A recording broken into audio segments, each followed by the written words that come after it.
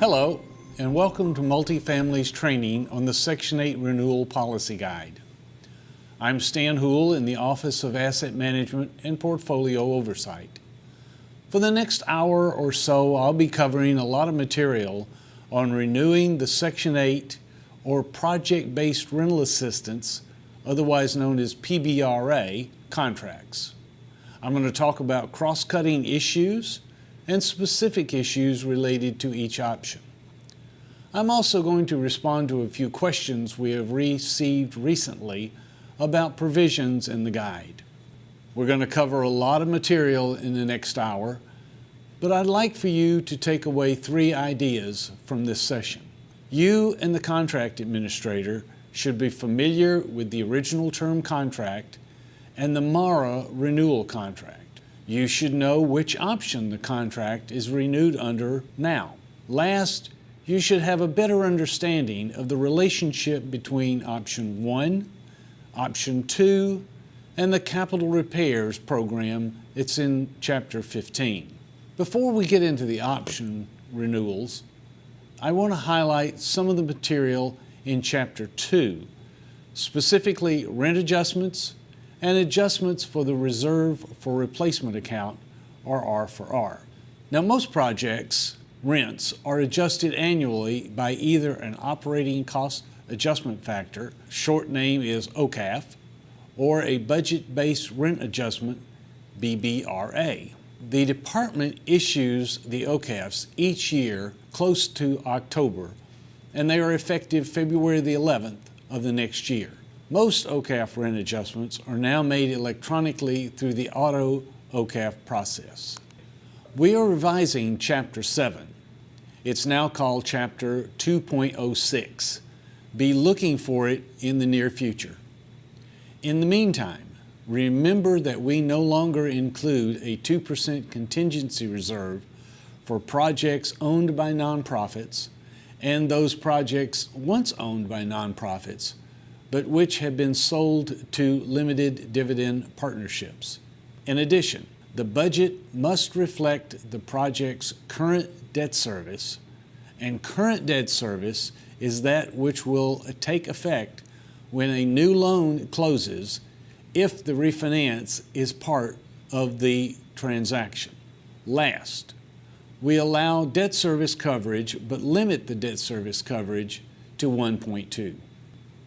Projects that are 100% Section 8 must include a vacancy loss rate of 3% in the budget, unless it's part of a refinancing.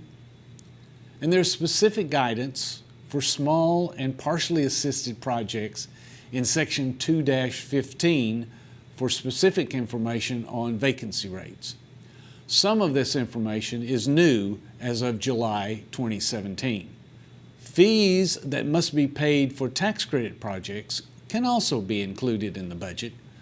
Equity syndicators' asset management fees, state allocating agencies' compliance and asset monitoring fees, and other fees listed in the guide can be included in the budget. Last, I want to talk about $0 budget-based rent adjustments. Owners can request a $0 adjustment by marking the appropriate box on the amend rents form, HUD 9626 or 9627. Now, owners do not, I repeat, do not need to submit a budget when they check that appropriate box on that form. For Reserve for Replacement adjustments, at the annual rent adjustment, deposits to the R4R are increased by the most recent published regional AAF with the highest utilities excluded, that's in Table 2, unless HUD determines that the R4R balance justifies a lesser deposit. This is a new provision in the guide as of 2017. Now let's move on to the various options that owners have when they renew their contract. One change, however, is that after we discuss Option 1 and Option 2, we're going to move directly to a discussion about paying for capital repairs, which is contained way back in Chapter 15. However, Let's jump to a few questions first. First question, is the Section 8 contract the only controlling document limiting distributions? Answer, several controlling documents may limit the amount of distributions an owner can make. These include the regulatory agreement, the Section 8 contract, or the use agreement. These documents vary from property to property and should be reviewed to determine any limits on distributions. Next question. Fannie Mae is requiring a debt service coverage ratio of 1.56 to make the project work. Can we include the 1.56 in the budget? Answer, what we allow in the budget for Section 8 is 1.2. Any additional amount must be made up from other sources. So, now let's jump to option 1, the first option owners have. The big picture here is that rents increase to market if the project meets certain federal requirements. The other highlight is that there is no automatic HUD commissioned RCS anymore unless rents exceed 140%. There are really two types of mark-to-market options, entitlement and discretionary, and there are different qualifications for each criteria. All projects wishing to renew under mark-up-to-market must have aggregate rents less than comparable market rents. For example, two-bedroom rents might be above, but in the total, they would be below. They have to have a satisfactory management score. They have to have a REACT score that exceeds 60, and all material financial assistance subsystem or FAST findings need to be closed or a plan in place to resolve any issues. Now, the requirement for management to be satisfactory and all FAST findings closed were added in 2015. As I mentioned earlier, entitlement projects, if the owner wishes to renew under the entitlement portion of mark-up-to-market, the project must also meet these additional criteria. If the owner wishes to renew under mark-to-market, then the owner entity must be profit motivated or be a housing authority, public body, corporate, and politic. The owner's RCS rents must be at or above 100% of the fair market rent. There can be no use restrictions that cannot be eliminated by the unilateral action by the owner. If an owner wishes to renew under the discretionary part of the program, then the discretion is set at the number of criteria that the project must meet. The department used its discretion to say projects only had to meet one of the following criteria.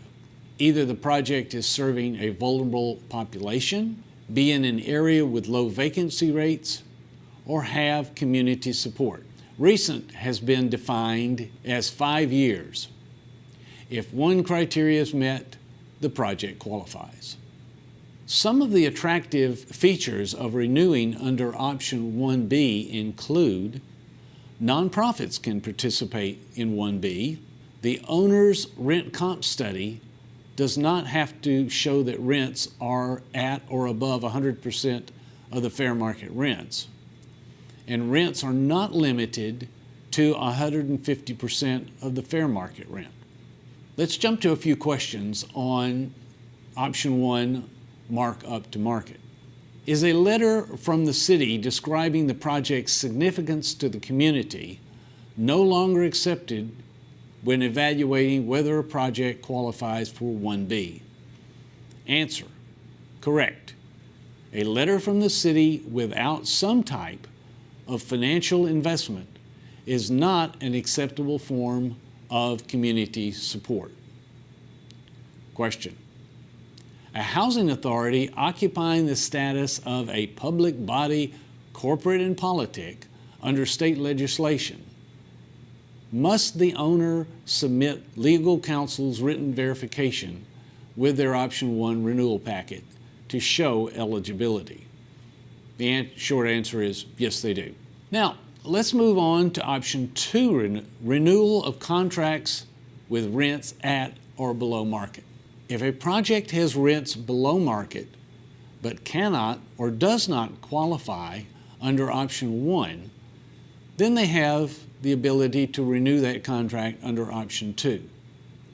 Now, option 2 is also for projects with aggregate current rents at or below market, or projects with aggregate rents above market, but not eligible for restructuring, and rents can be reduced to market.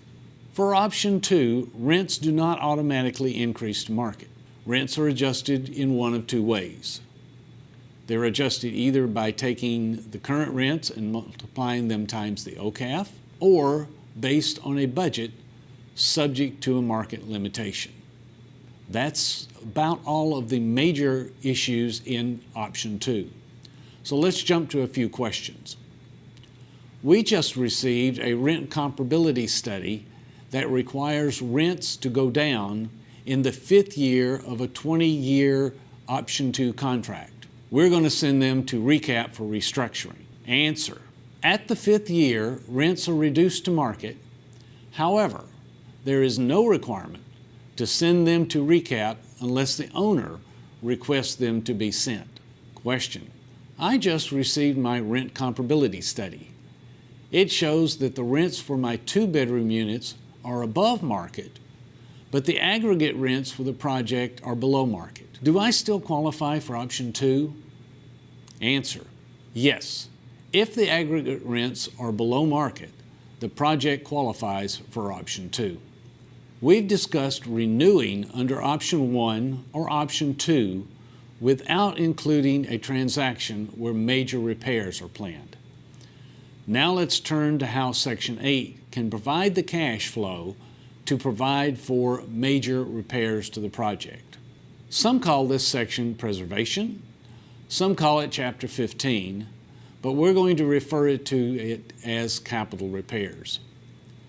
The key feature of Chapter 15, or capital repairs, is a front-end commitment to a rent increase after the repairs are complete. So, which option, if someone is interested, should an owner select? First, let's look at who is eligible for what.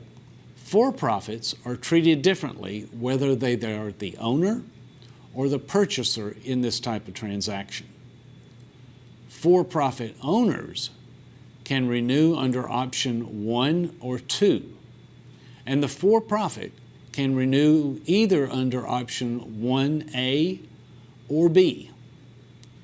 For-profit buyers can only renew under option 1. Nonprofits can renew under option 2, or if they qualify, under option 1B. What are some of the features of the capital repairs program? Using Chapter 15 is the only way to get that upfront commitment for post-rehab rents. Generally, post-rehab rents are not effective until after the rehabilitation is complete. However, if a mortgager requires full debt service at closing, such as the Fannie Mae or Freddie Mac mod rehab programs or the FHA 223F program, the post-rehab rents can be effective at closing. However, the owner must agree to sign the HUD 93182 addendum to the renewal contract for capital repairs and or acquisition post-rehab rents at closing.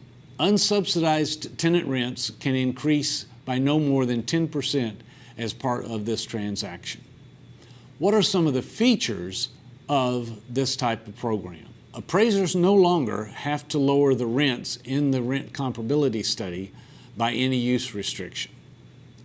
The capital needs assessment requirements are now found in Notice 2012-27, so this section has been reduced. Last, the project cannot be subject to administrative sanctions in order to qualify. Some of the additional features is that environmental review requirements were strengthened in 2015. and some additional text has been added and revised in 2017. Davis-Bacon wage rates do not apply unless an FHA insured mortgage is involved. The relocation plan and accessibility requirements as part of the capital repairs transaction are also described in this section. As we've done before, we can jump to a few questions now. Question: I was told that nonprofits could not renew under option 1. Answer: if a nonprofit meets one of these 3 discretionary criteria, it certainly can renew under option 1B and participate in the Chapter 15 transaction. Question: how do we verify if a conventional loan is requiring full debt service at closing?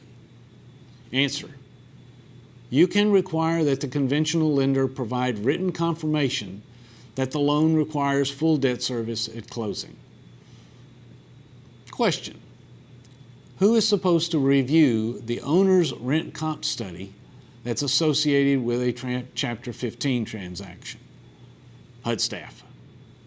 I hope you understand a little more about the process to renew under option 1 and option 2, and how to use Chapter 15 to increase rents to pay for capital repairs. Now we're moving on to the next renewal option, mark-to-market. To be eligible for mark-to-market, or M2M, the project must have rents above market, and it must be FHA insured or HUD held to qualify.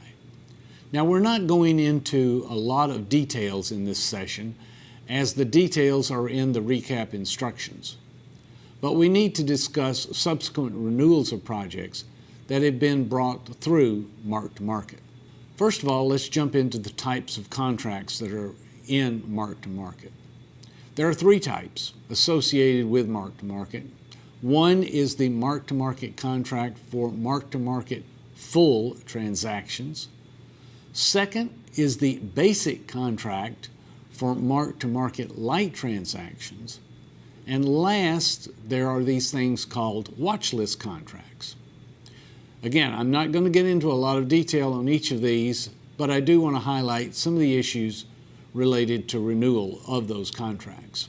As with other Section 8 contracts, the department cannot extend a contract. We can only terminate an existing contract and renew it if the owner wishes to renew the contract before it would normally expire. If a refinancing is planned as part of the contract renewal, it might trigger a due-on sale of the mark-to-market mortgages. However, that requirement can be waived to facilitate the refinancing of a debt-restructured project's first mortgage loan. And it can also satisfy a lender condition for the refinancing. Notice 2012-10 describes how to request such a waiver.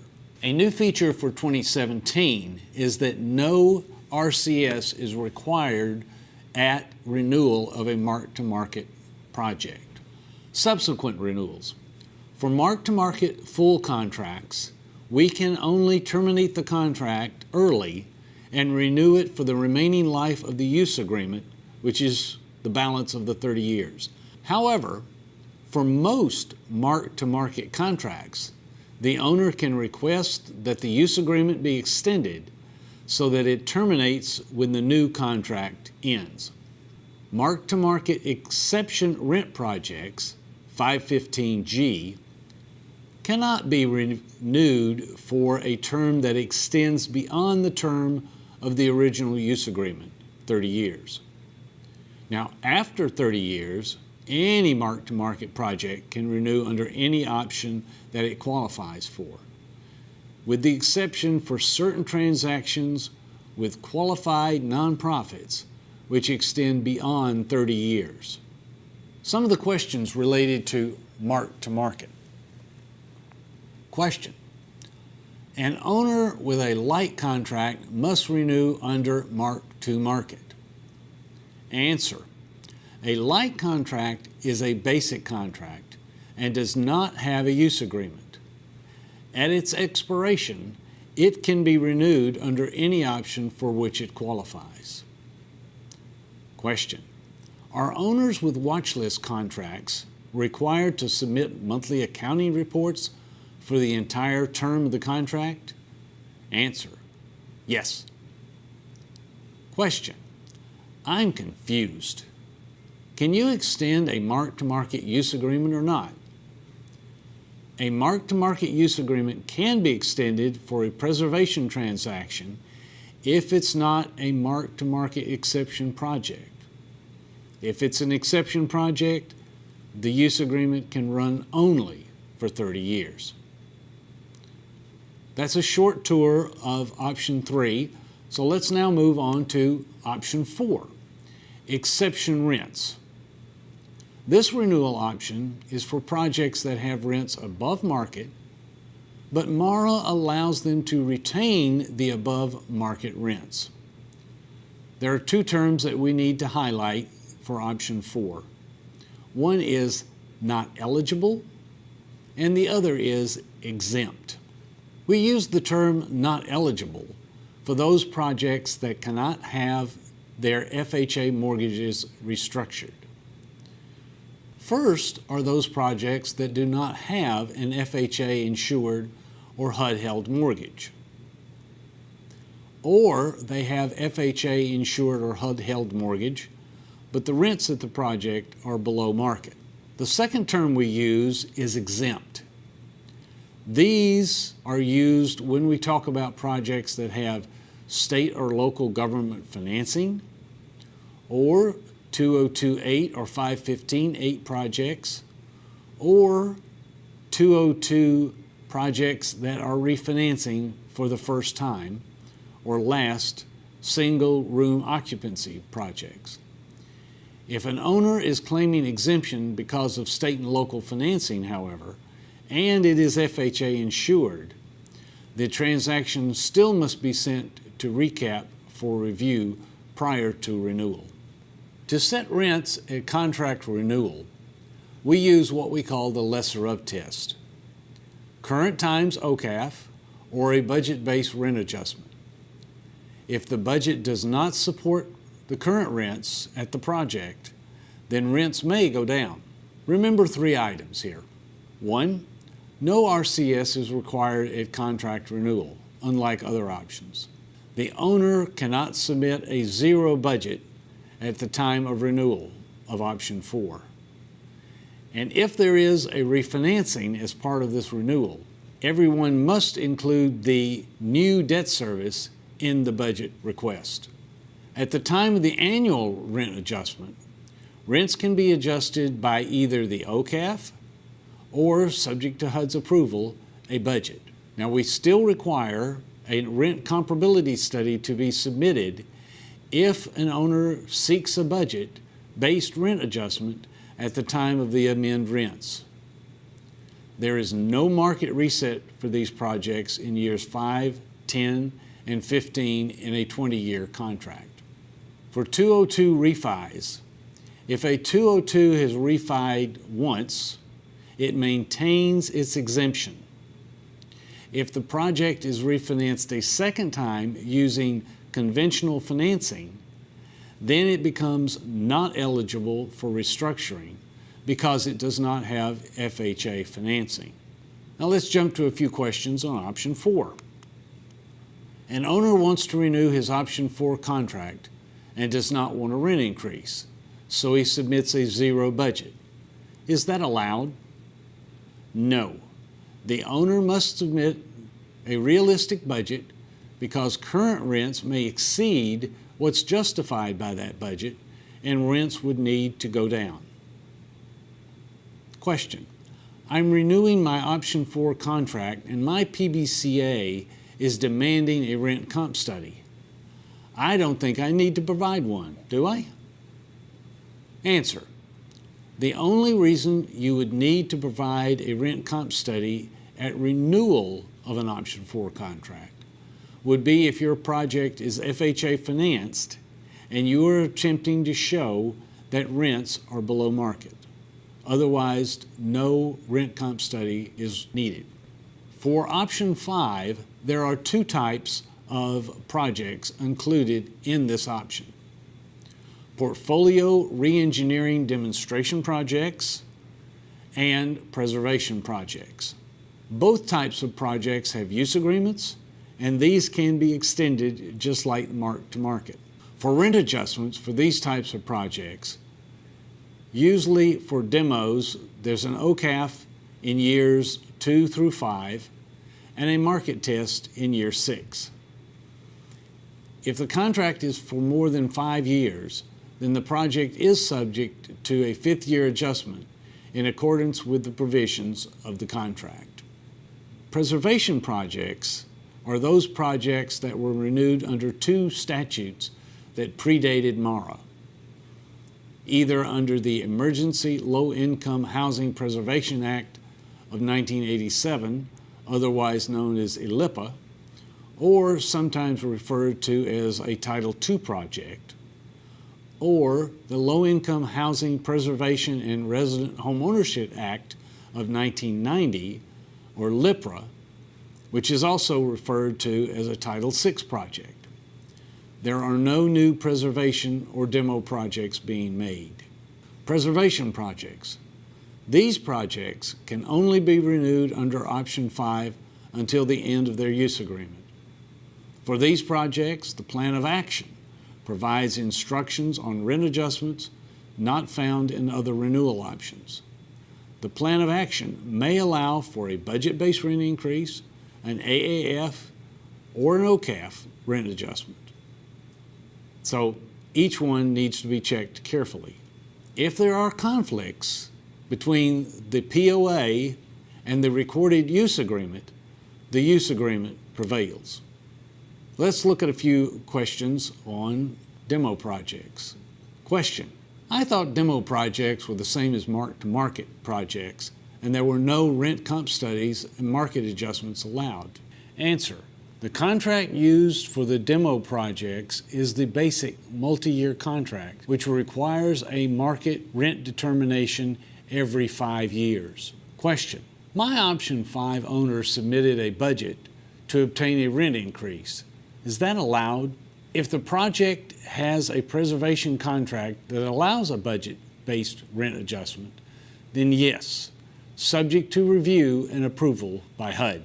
The last option we're going to talk about today is option 6, opt-outs, and how an owner can request one. Owners have the right to opt out of the Section 8 contract at the end of their contract unless they have otherwise agreed not to opt out. Owners must agree on the renewal form that they will agree to honor the family's right to return. Now, housing needs to communicate with the Public Housing Agency in order to obtain vouchers for the residents who will be impacted by this opt-out.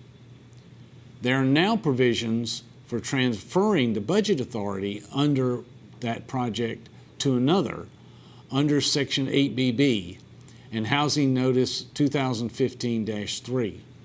You're strongly encouraged to contact your HUD account executive if you're interested in participating in 8BB. Opt-outs create worry, and the best way to reduce worry is communication. Please remind folks that the enhanced voucher is available if the tenant stays in the project but moves from the individual unit. It only becomes a regular voucher if the tenant moves from the project itself. If you have to, you can ask for more time to get the vouchers to tenants. I'm not going to spend a lot of time on rent comparability studies. There's a 3-hour YouTube training on this subject that I strongly encourage you to watch if you're interested. However, I did want to talk a little bit about the review of rent comparability studies. There are 2 parts to the review: the initial screening that can be undertaken by anyone, and the substantive review that should be undertaken by a review appraiser. The initial screening determines if the required information is included in the document by using the initial screening checklist. The screening does not determine the reasonableness or the correctness of the information. If the information is not complete, then the screener should contact the owner or the owner's appraiser and obtain the correct information. If it is complete, then the screener should sign the initial screening checklist and send it on to the substantive reviewer. Now, the substantive review, the purpose of it is to assess and evaluate if the comparables, the adjustments, and the rent conclusions are reasonable. The substantive reviewer is supposed to conclude that the suggested market rents in the owner's study are reasonably supported by the market. The reviewer is not responsible for policing compliance with USPAP unless there are significant problems in the research, the facts, the reasoning, or the conclusions of the RCS. The substantive review focuses on whether or not the rent comparability study is reasonable, consistent with the facts, and follows standard appraisal practice, and complies with the Section 8 guide. In most cases, the contract administrator will be undertaking the initial screening of the rent comparability study. If they see that the appraiser has determined that the project's rents exceed this threshold, they should notify HUD, and HUD will commission a rent comparability study for comparison purposes. HUD will procure an RCS for those purposes, and the final rents are determined using the formula that's described in 9-14C of the guide. There is no need for a FOIA for the HUD RCS. An owner can request it and we can provide it to them. If a renewal involves a refinancing with FHA insurance, then the lender-ordered map appraisal can be used in lieu of the HUD commissioned RCS. We put this back in the guide as of 2017. However, it can only be used if the study is paid for by the lender, the appraiser follows the instructions in Chapter 9, and uses the HUD Form 92273S8 for changes to the rents. Any appeals are to the lender and not to HUD. And remember, the account executive is still responsible for comparing the two studies and making the determination of the market rents for the project. Now let's look at some questions for rent comp studies. What if an owner does not respond when additional information is requested on the RCS? Your letter to the owner requesting the information should say that he has a certain number of days and describe the consequences for not complying. Now, what if the FHA appraiser does not use this 92273-S8? If they don't, then the appraisal is not an acceptable replacement for the HUD Commission study. Question: who is responsible for reviewing the HUD RCS? Answer: HUD. There are still a few old reg state housing finance agency projects that have not renewed under MARA. This chapter provides the owner's options when the original financing is prepaid and the contract is still in place. Owner options upon full prepayment of original permanent financing. It's the November 1975 version of the HUD contract, language that says that the contract expires with the full prepayment of the original permanent financing. So when there is a prepayment of a contract with that language in it, the owner has three options. He can ask that the contract be extended to the end of the original term. This is the only time a contract can be extended.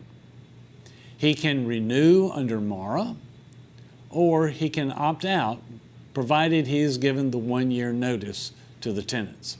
We've covered a lot of material in this presentation, and I hope that you and the contract administrator understand the importance of being familiar with the original term contract and the MARA renewal contract, and that you understand the option the contract is renewed under now.